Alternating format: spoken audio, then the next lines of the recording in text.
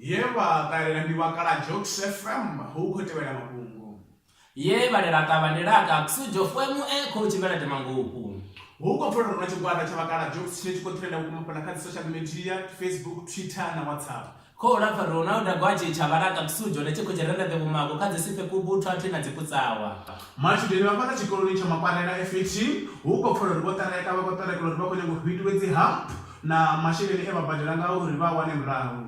Madeni chuvanga pakala marera kwa pasike upiko boreka tingandama ko rereketeriu vane wadzi dedeche ko dzeva starajizonga nari utwe dzipumwa.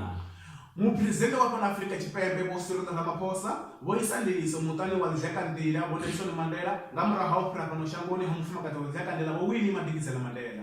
Muzirende depi wano pakala Afrika bepechi bo release mara sapo vodda sayro sindia inge kata molika jarandi awolisone marande ka muhura okafuno pagonishe amaka dzifalika jarandi woni utsila razimarande. Todza zvikoro zvakapambanawo huko pfolo riboita mutangano vachifamba machudeni uri machudeni bote va 90s avatotendea zvikoloni pakuti machudeni va 2000 190s kabone nechikoloni pedzi amurado wa SGB.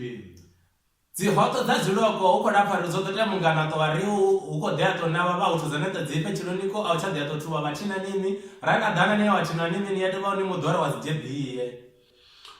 Taxi driver wakapambanawo ane varingera pa droboni ya Thoyando huko pfolo rivako yubilera vukuma vakobiliswa ngezve machudeni pachikoro cha Pala University ya Venda zovaita musi vachitereka droboni. Matsitera patinjima uko fere vakolera nganithawo nyadzi wachi hotha undo lapa ndinonga va deni chivainge ni UTC ya ndave kari wonyadza chivumoko nozi matsitera pati vakolera avakona kupera chizwadhivu. Huko pfolo rihuna vana vane vokhera pala droboni ya Thoyando muthu ane angava wana khakwa memapolisa ote atsini vana vane vaviri ndi mutukana na musidzana.